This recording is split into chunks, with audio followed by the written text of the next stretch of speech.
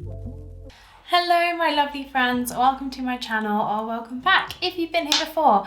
My name's Kat and today I wanted to just talk about some things that are cheering me up, that are helping me get through this very stressful time.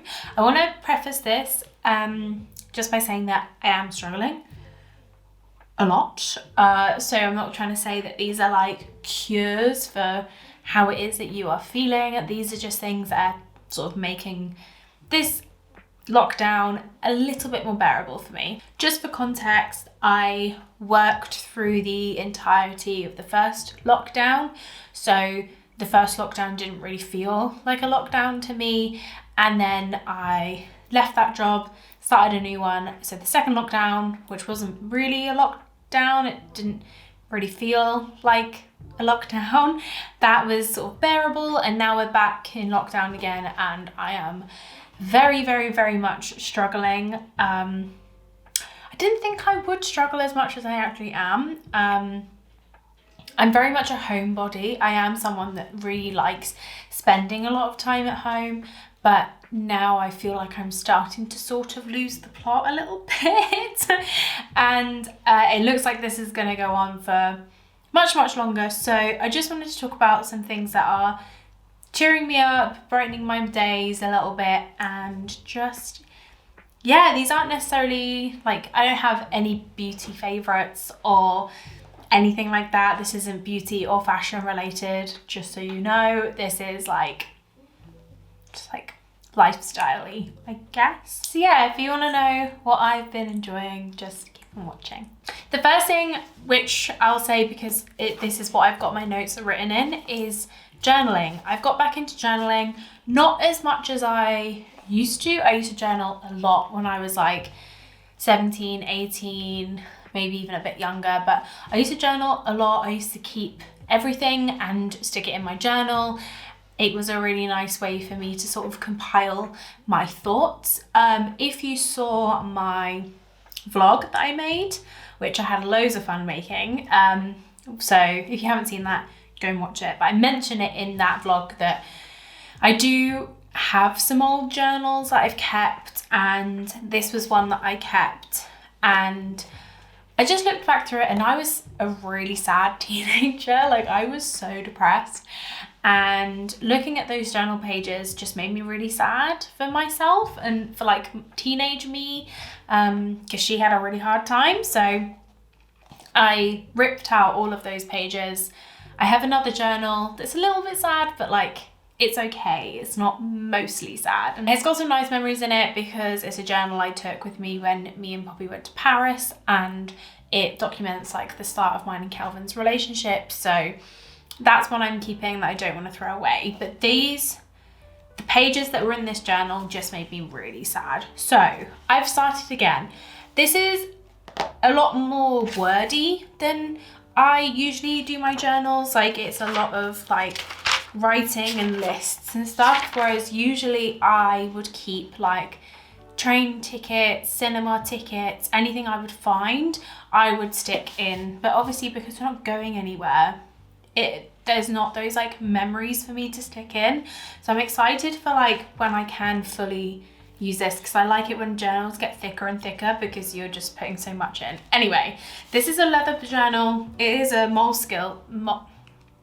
moleskin journal and it has the Lonely Mountain on it from The Hobbit, because I am a bit of a nerd for that kind of stuff. I got this a very long time ago, and I've just been really enjoying journaling again. And this is what I used to write this list in. And I feel like using this journal has helped me kind of... My issue with like my brain is that I'm quite bad for overthinking and basically just like spiraling, and just, yeah, I'll have the same thought over and over again, and I am really my own worst enemy because I kind of will encourage myself, and it's really bad, and it ends up sending me to a place that I don't want to go to. So I've been enjoying and finding it quite beneficial to just like put all these thoughts out on paper. It doesn't necessarily always work for me. It doesn't always like help what's going on. Sometimes it does nothing and I continue to have these thoughts and they're just on paper as well. Sometimes it helps get it all out and then that's it. I can stop thinking about it. So that's something that I've been really enjoying doing, is journaling. It has been helping me feel a bit better. It's been helping me, especially because I struggle with like, it's really hard to explain and I don't know what it means, but like I will just sit and think about like things I want to do, plans I want to make, things like that. The one that I've had recently is tattoos I want to get, and the other night I could not go to sleep like for hours because all I was thinking about was all of the tattoos I was going to get, where I was going to put them on my body. No, I'm not going to put them there, I'm going to put them somewhere else. Actually, I could do it like this, and it was just like so much noise in my head. And it's been nice to like just list it. So it's just like, well, I can just write it all down. I used to do it, and I do still do a lot of lists in my notes app on my phone, but sometimes it's nice to have it physical in front of you. And that's another thing that I've been enjoying. Sorry, this is very rambly. But yeah, let's move on to the actual list. I mean, haven't even got to the list yet. So the first thing I want to talk about, which is something that I actually have sort of fallen off the wagon with and I want to get back into it, is yoga. I started doing yoga in the last lockdown in November. I really wanted to get into a habit of it. I remember reading somewhere that it takes 30 days to get into a habit. I can never last doing something for 30 days. I'm quite bad. But yoga is one thing that I try and do like at least once a week. If I'm not doing, there was a point where I was doing it every day, and I don't think I need to do it every day, but it is something that I really have been enjoying. I love doing it just before bed, like when I'm about to settle down and just go to sleep or read a book or something. It's really nice to kind of like wind your physical body down as well as your mind. And I watch Yoga with Adriene videos. I find her very soft and sweet and I really enjoy her videos. And yeah, it's just been helping me kind of ground myself, and it's also just great for your body to stretch, and it is an exercise. So that leads me on to my second thing in my list, which is going for walks. In the first lockdown, the very first lockdown, I refused to go anywhere because I was going to work every other day. I was also incredibly miserable, like probably the worst mental health of my life. And I just didn't want to go anywhere. I didn't want to leave the house. I really didn't want to do anything. And now I get so antsy if I haven't left the house in a couple of days. I get so restless. The other night I found myself just walking around my room and I was like, I need to take myself out. I need to just walk for 20 minutes. And I did, and it made me feel so much better. And I think if you've watched my videos, you always hear me say like, I'm getting ready to go for a walk with, you know, my boyfriend, or I'm meeting up with a friend for coffee and we're gonna have a socially distanced walk. And it's just made the world of difference for me, especially, sorry, someone walking down my garden. There's just been days where I'm just so tired of being in my house and looking at the same walls. I'm very bad for nesting. I will just like getting the corner of the sofa. I will have a blanket, I will have my drink, I will have everything I possibly could need is just around me, and I will just stay there for hours, and I will fester and I will get restless and I will get sad that I haven't done anything. And just going for a walk just makes such a difference for me. And I know that that's not something that everyone is able to do, but just that little bit of fresh air has just made such a difference. Okay, let's move on to some sort of like media things. I am obsessed with Schitt's Creek. I don't know how it has taken me so long to watch this show. I don't know how it's taken me so long. My favorite like comedy show ever is New Girl. I have rewatched it so many times, and it's like, it's the perfect comedy for me. And this is what I was trying to explain to Kelvin yesterday, where it's never cringe comedy. I struggle a lot with cringe comedy. It took me a very long time to get into The Office US because it's just so cringy. But the thing I love about Schitt's Creek is it will start to get cringy and then that cringe will just go. It won't ever be so bad that you can't watch it, or like the like miscommunications or misunderstandings get resolved really quick, which I appreciate so much because I can't watch cringe comedy. I struggle so bad. I get such bad secondhand embarrassment. I have to turn it off. Whereas for Schitt's Creek and New Girl, they never get that far. There's always like, it will end pretty quick. It will just be a quick like, and then that's it. It won't continue. And it's also just really intelligent writing.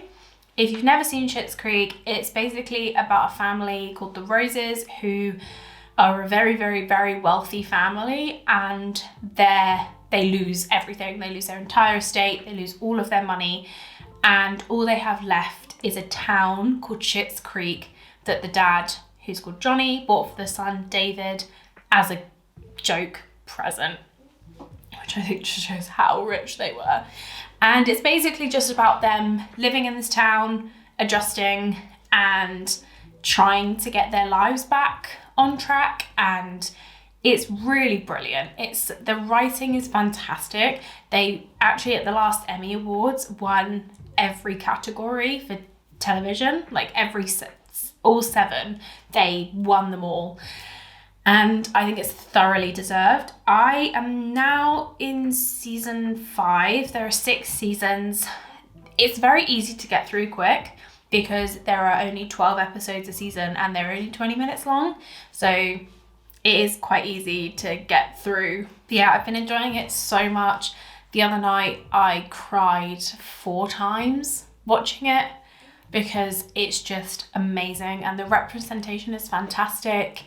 And one thing I absolutely love about it, and I think it's because it's written by a gay man, the gay relationships are exactly like the heterosexual relationships. They are really affectionate. You see a lot of kissing, a lot of hugging.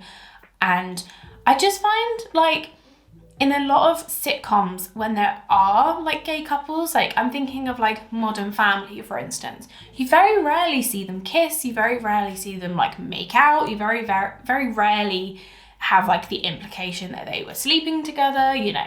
And I think it's quite refreshing to see that in a show where it's just like they're just another couple. It just so happens that it's 2 men. And I really love that. Talking of non-heterosexuality, we have also been watching The Wilds. We got through it very quickly. It is fantastic. If you haven't seen it, it's basically about a group of girls who are going to this like Hawaiian retreat. It's like a feminist retreat thing, and their plane crashes on the way and they end up on a deserted island having to fend for themselves. There is so much more to it, but I don't want to spoil anything, but it's absolutely brilliant. All of the characters are so fantastically written. I find a lot of TV shows and films that are like about teenagers, the writing can just feel like an adult trying to be a teenager.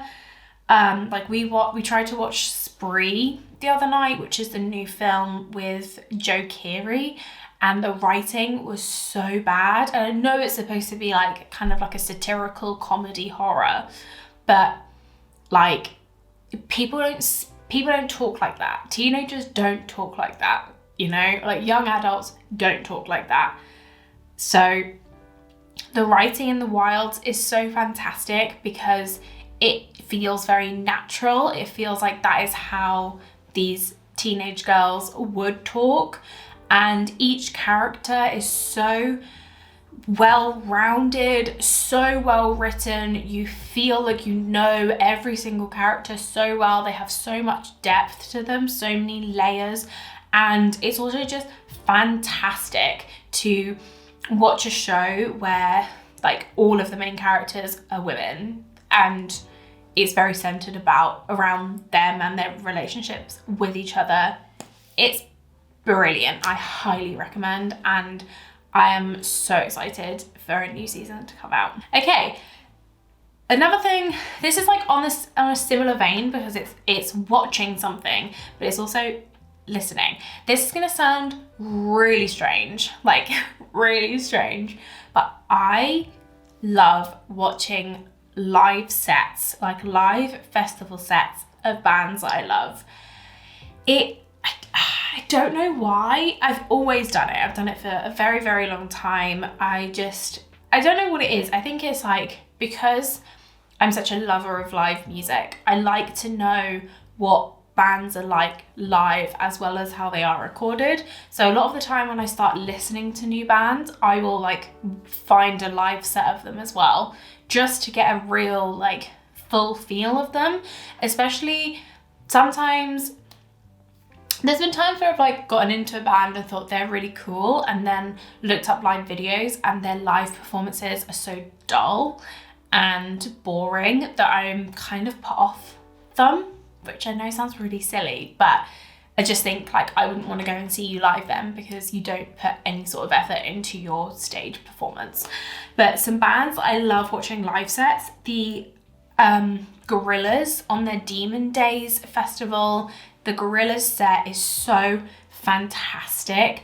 I love Damon Albarn. Like, imagine being in Blur and then also being behind Gorillaz. I just think it's so cool. I think Gorillaz it's such an amazing project. It's so interesting. Like, the whole thing of being like a virtual band is so weird. I love listening to all of the lore about the Gorillaz characters, and live they're amazing because most of their songs are with like featured artists. So when they do like big like festival slots, they'll always bring out like featured artists, and it's just really cool. There's like continuously just like new people on stage. Visually it's so interesting. They all are clearly enjoying themselves. It's such a joy to watch. I highly recommend it. Another one would be M83. I watched their Sasquatch set yesterday, and I love M83 anyway. I mean, these are all bands I really, really love, but I saw them at Latitude in 2016, I think. It was either 2016 or 2017. 2016, and I was absolutely gutted because I love them. They were amazing. This is no fault of theirs at all, but the only song that people really know by M83 is Midnight City, which makes me so sad because their discography is incredible, and I wish people would listen to everything else by them as well. And it just felt like they had a huge crowd, but no one was like dancing, no one was really into it. All they cared, they played Midnight City and then everyone left. And it just felt, I don't know what it is about like when you're in an audience and no one around you is feeling the same way that you are. It just kind of sucks. It ruins the performance in my opinion. And again, it's no fault of M83's. However, this Sasquatch performance, the crowd is amazing. They're jumping, they're singing, and M83's music is so like euphoric and big. It's very cinematic. It's really, really beautiful. And I also love their stage projection, because M83 is a galaxy, which is something I learned the other day. The M83 is a galaxy, so a lot of their music sort of kind of feels that way, like it's very spacey. And Hurry Up with Dreaming, which is one of their albums that is like their most popular album, is all about dreams, and Oh, it's amazing. But they have this like stage projection that's like a galaxy, and there's all these stars. So, and it looks 3D. So when you're in the audience, it looks like the stars are coming at you. It's so incredible. They're such amazing performers, and I think it works really well because they played during the day when I saw them at Latitude, and I just think they would have been better at night, especially with like their stage production. And also the fact that their music is so like intense and yeah, I don't know how else to describe them other than like euphoric. I think doing that at night would have been a lot better. And at Sasquatch they played at night time, and it just looked like it was absolutely incredible. I'm very jealous that I wasn't able to go to that. I mean, I didn't even know Sasquatch was a festival. And I think it's in 2008. I think it's like 2000 I'm not sure. It was just before Junk was released, so I'm not sure when the performance was, but it's amazing. And I think I'm just going to quickly talk about one more because I'm talking about this for a long time. But the last one that I love watching is Metronomy's set from Reading in 2014, because I was there for that set. It was absolutely insane. They played the, was it the BBC Radio tent? I can't remember which tent they played, but they were like second to headline. They weren't the headline act, but they were on at night, and it was so good. They opened with Holiday, which is my favorite song by them, and they played You Could Easily Have Me, which is my second favorite song by them. And it just like, I love thinking about that performance. I remember being there. I remember exactly what I was wearing. I bumped into this guy that I knew him from Norwich, which was quite cool because we were in Reading, and we didn't really know each other very well. We just recognized each other, and he loved Metronomy as well. And the people that I was with didn't really listen to them, and he just like pulled me into the crowd, and it was so amazing. And the set list is really good because it's just before they brought out Love Letters, so it's amazing. I had such a good time. It's the best time I've seen Metronomy, I think. I've seen them now 4 times, and I think it was just the best time that I'd seen them. And it was amazing. I highly recommend you watching that set. I don't know what it is about watching live sets. I think it just makes me feel really nostalgic and really excited about the possibility of seeing live music again. And I don't know. I just like seeing musicians have fun as well. So that's another reason why I love it. Hey, a YouTuber that I've been thoroughly enjoying is Jenny from Where I Live. Where as in where, not where. Poppy introduced me to her because she just thought I'd like her, and she was correct. I don't usually watch vlogs. I started watching vlogs because another YouTuber that I've been really enjoying is your homegirl, Natalie, and she does a lot of vlogs, but I find her so interesting because she lives in Korea, and I just find it so interesting watching her go around Korea and go to like these really cool cafes and karaoke bars and all this stuff. And she's a very fashion heavy content creator, which I really like. And she's very much into like thrifting, sale shopping, things like that, which I am also very into. So I love watching her content. So I've been watching vlogs on her and on her channel, and then like been watching some of Jenny's vlogs. Jenny's vlogs are a lot more chilled out, a lot more laid back. I think she's very real. It's the best way I can describe it. She has a lot of videos which are like her doing like a reset routine, which I have to do quite a lot, which is basically just being like, right, come on, you're not doing anything, and sort of looking after yourself so that you can get back into a good routine. And I just really like her. I think she's really cool. And I've just been finding watching vlogs quite therapeutic, especially watching vlogs from like before the pandemic really hit, and just watching people just like go about their general lives and living vicariously through them. I've just been really enjoying. So Jenny's definitely someone I have been thoroughly enjoying watching. And also she's just like, she's vegan, she wears like sustainable fashion, she's very much into like thrifting and obviously animal activism and also environmental activism, and she makes me want to be a better person. So that's another reason that I love watching her. The last thing I'm going to talk about very quickly is the book that I'm currently reading. I'm trying to get better at settling down at night and just reading my book for a little while. I want to try and read quite a lot this year, and currently I'm reading Philip K. Dick's Electric Dreams. This is a like anthology series, so it's a bunch of short stories that he's written that were put into the same book. Philip K. Dick wrote Do Androids Dream of Electric Sheep, which is the book that Blade Runner is based off. I love that book. I love Blade Runner, and I am really enjoying this. I think I'm like 4 stories in, and they're just really great. He's got a really great way of creating a world without too much detail. I tried to read Brave New World.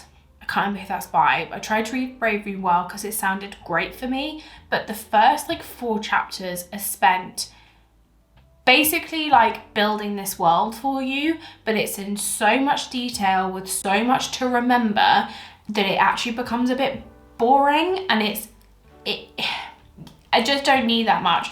Whereas Philip K. Dick has a fantastic talent giving you just like little bits of information that lets you then build that world in your head, and it's really amazing. Yeah, my favorite story so far has been The Commuter, which is basically a short story about this town that doesn't exist, but someone keeps wanting to travel there. That's a very terrible way to describe it, but it's only like 40 pages long, but it gives you such a great view of what the world looks like, and it's really cool. I highly recommend this. They did make this into a TV program, and they did like each episode was a different short story, but I haven't seen it. I want to read the book first before watching it, and yeah, I'm just really enjoying it. I love dystopian novels, so if anyone has any that they enjoyed, please let me know. I would love to look into it. I've got plenty of books that I need to read, but I'm happy to add. So yeah, that is everything. I think those are all the things that are kind of keeping me sane, keeping me happy, great ways for me to distract myself and keep myself busy. I think that's my problem, is that I'm struggling to keep myself busy, and then I just get so bored, and then that spirals me.